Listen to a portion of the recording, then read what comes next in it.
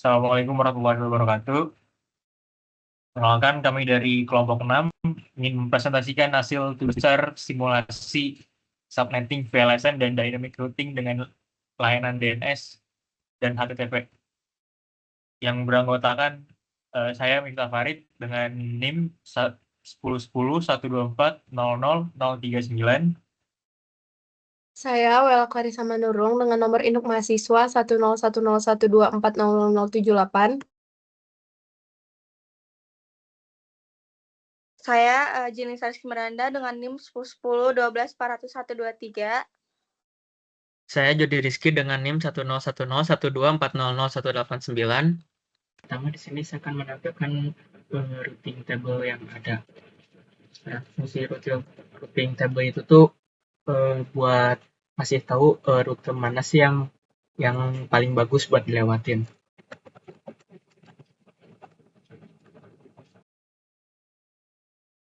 Nah, di sini terlihat di mana yang C itu berarti saling connect gitu. Terus di sini ada IP default-nya juga. Oke, mungkin nah buat yang di tengah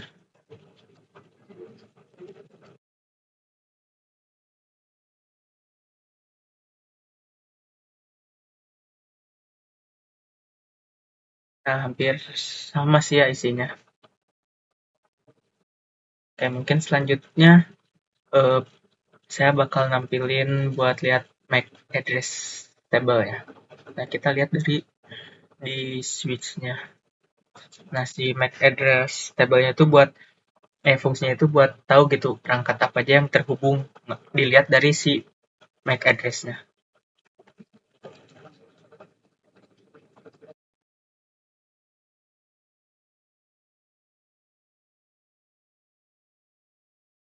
Yang bisa dilihat. Nah, yang ini tuh switch 0 itu terhubungkan ke 5 switch lagi ke 5 switch lagi ya.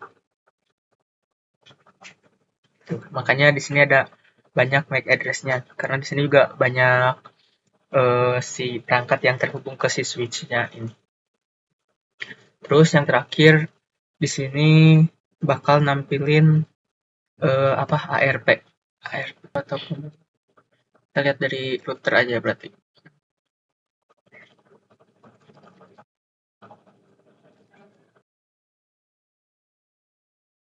Sini ada.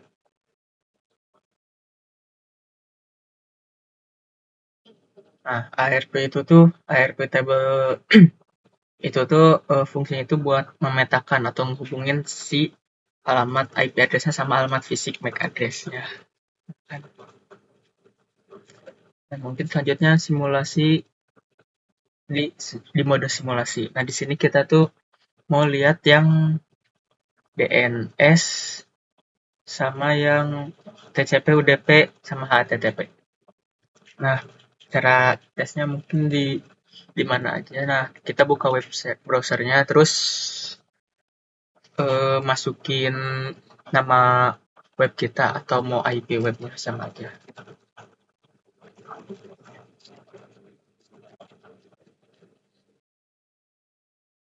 Kalau udah nanti kita mulai aja.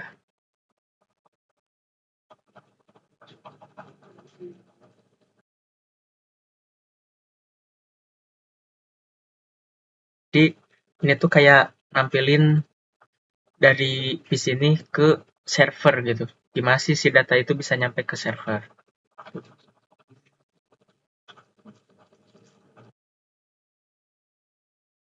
Nah, terus kalau udah nyampe server lagi tuh kayak si datanya bakal balik lagi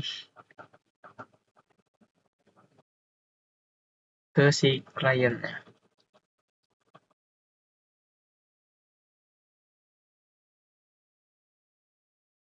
Nah, kayak gini, jadi datanya berhasil.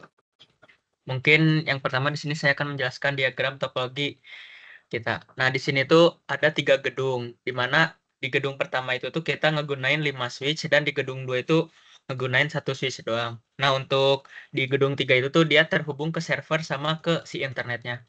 Nah, di gedung 1 ini tuh terdapat divisi A, B, sama C. Terus di gedung 2 itu ada divisi D. Terus untuk IP-nya sudah terlihat ada di gambar. Selanjutnya saya akan menjelaskan tabel VLSM. Tujuan utama kita menggunakan metode VLSM ini adalah efisiensinya. Jadi yang pertama itu kita mengurutkan alokasi blok IP dari divisi yang membutuhkan perangkat paling banyak menuju ke yang paling sedikit untuk memastikan blok IP tersusun rapat dan tidak ada yang tumpang tindih. Tapi sebelumnya kami tidak mengurutkan kategori perangkat dari kebutuhan yang paling banyak ke yang paling sedikit karena kami mengikuti ketentuan yang ada. Jadi dalam jaringan IP versi 4, total panjang alamat adalah 32 bit. Untuk mengetahui berapa banyak IP yang tersedia dalam sebuah subnet, kita berpatokan pada sisa bit host yang dilambangkan dengan huruf N. Jadi cara mencarinya adalah 32 dikurangi angka prefiks. Jadi setelah menemukan nilai N-nya, kita memasukkan ke dalam dua rumus utama. Jadi yang pertama, untuk mencari total IP per blok, rumusnya adalah 2 dipangkatkan N. Selanjutnya, untuk mencari usable host atau IP yang bisa dipasang di perangkat, rumusnya adalah 2 pangkat N dikurangi 2. Kenapa dikurangi 2? Karena aturan standarnya, satu IP pertama dialokasikan secara mutlak untuk network address. Yang pertama kita melihat pada divisi C dan divisi A yang kebutuhannya paling banyak. Keduanya menggunakan prefiks per 26. Jadi sesuai rumus yang tadi, 32 dikurangi 26 sama dengan 6. Jadi nilai N-nya adalah 6. Jadi total IP-nya adalah 2 pangkat 6 sama dengan 64 IP.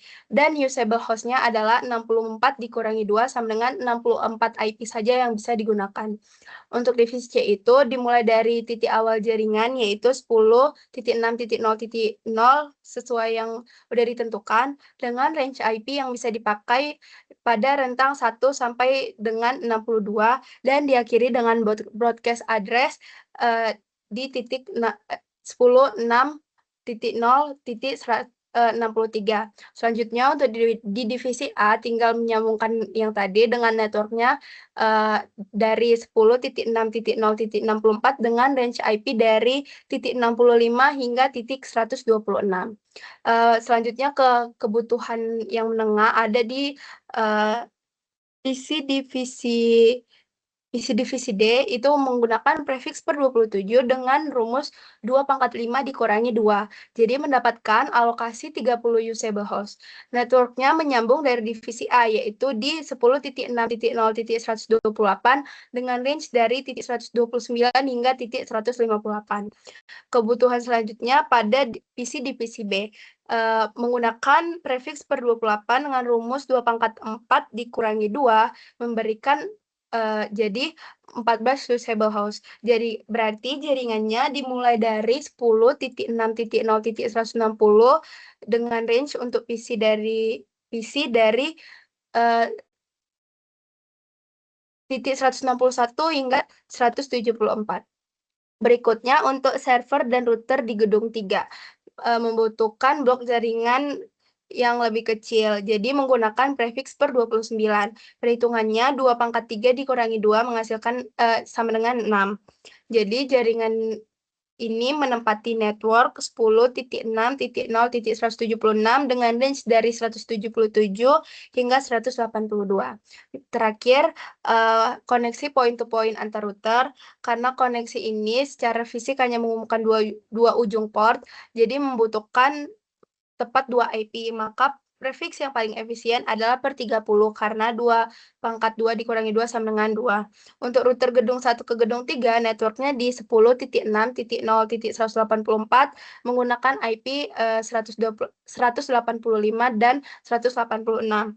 Untuk router gedung 2 dan ke gedung 3 menyambung di network 10.6.0.188 dan menggunakan IP 189 dan 190. Yang terakhir itu ada router gedung 3 dan router internet.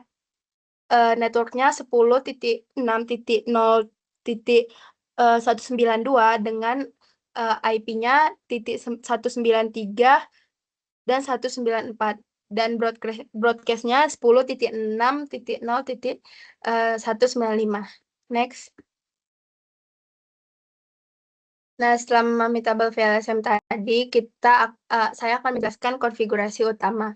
Jadi, terdapat 3 blok konfigurasi esensi yang membuat seluruh jaringan bisa saling berkomunikasi. Yang pertama, ada blok yang paling kiri itu atau inter-VLAN routing. Jadi, ini untuk antarmuka router yang terhubung ke jaringan lokal divisi. Karena ini membagi divisi menggunakan VLAN, kita tidak memerlukan banyak kabel fisik, kita cukup memecah satu interface fisik menjadi beberapa sub interface logis. Yang selanjutnya ada dynamic routing protocol, yaitu konfigurasi routing information protocol atau RIP versi 2. Kenapa pakai versi 2? Karena kalau memakai versi 1 itu tidak mendukung VLSM. Yang ketiga ada blok paling bawah yaitu default route. Jadi ketiga blok konfigurasi ini menjadi tulang punggung lah untuk konfigurasi ini. Hasil ping dari PCA, salah satu PCA ke salah satu PCB, C, D, gateway PCA dan server. Nah, kita dari kiri ini ada yang pertama, di kiri, sorry. Jadi ini ada dari PCA, kita ping ke PCB dengan IP PCB-nya .162. Sini ada, terus juga di bawahnya ini PC C, divisi C dengan terkirim semua, terus juga PCD, divisi D, terus juga di bawahnya ini ada ke gateway divisi A, yaitu 10.0.65. Terus selanjutnya ke ping ke server ada di sebelah kanan, yaitu 10.6.0.178. Ini dari PCB ke PCA, yaitu kita ping ke PCA dengan IP belakangnya .66, ada di gambar sebelah kiri. Terus selanjutnya ke divisi C di .2, terus selanjutnya divisi D dengan IP-nya yang belakang .130, selanjutnya ada di kanannya untuk gateway, yaitu dari 161 untuk gateway-nya, terus selanjutnya server di 178. Selanjutnya ini dari divisi C ke divisi A, B ke divisi D, selanjutnya ke gateway dan juga server. Ping dari divisi D ke divisi A, ke divisi B, ke divisi C, ke gateway-nya, gateway divisi D, dan server. Hasil screenshotan untuk akses web server dari salah satu PC dari divisi A, B, C, dan D. Nah, dari divisi A itu ada dari PC 0 yang sebelah kiri atas, dan divisi B yaitu sebelah kanan atas. Terus selanjutnya divisi C itu ada di PC 7 di kiri bawah, dan juga divisi D dari kanan bawah. Ini hasil web server yang bisa diakses dari PC. Nah, ini adalah hasil tampilan DNS resolution dari domain nama grup kita, kelompok 6, kelompok 6.com menuju IP server. Nah, ini yang kita pakai melalui komen di PCA. Nah, ini kita menggunakan komennya yaitu nslookup kelompok 6.com. Sini server yang dituju yaitu 10.6.0.178 dengan juga address-nya, terus juga nama webnya kelompok 6.com.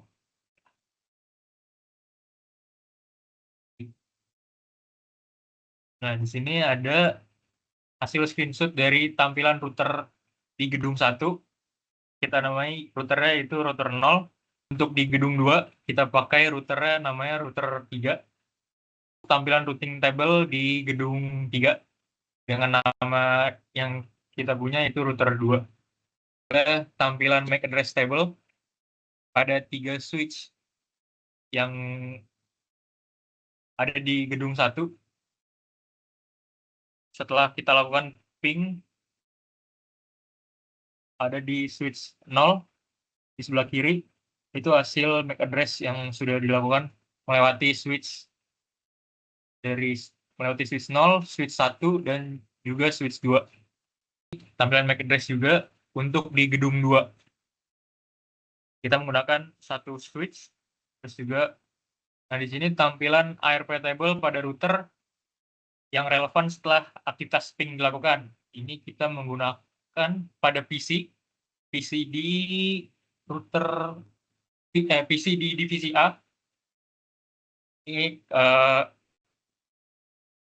terlihat di sini ada internet address-nya di PCA yaitu 10.6.0.65 dan juga tampilan proses protokol DNS dan HTTP pada simulasi mode paket tracer.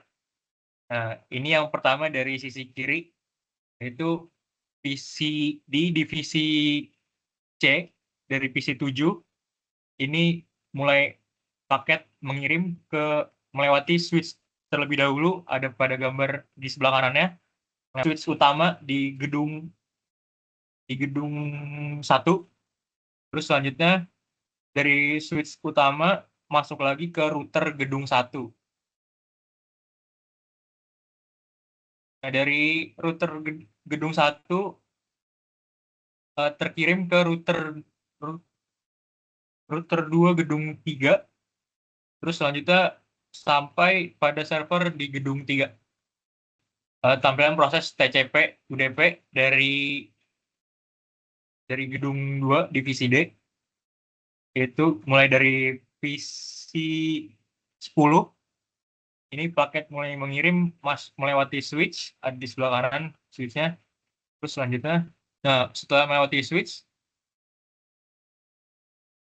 dia melewati router di gedung 2 untuk menuju server dan melewati router 2 di gedung 3.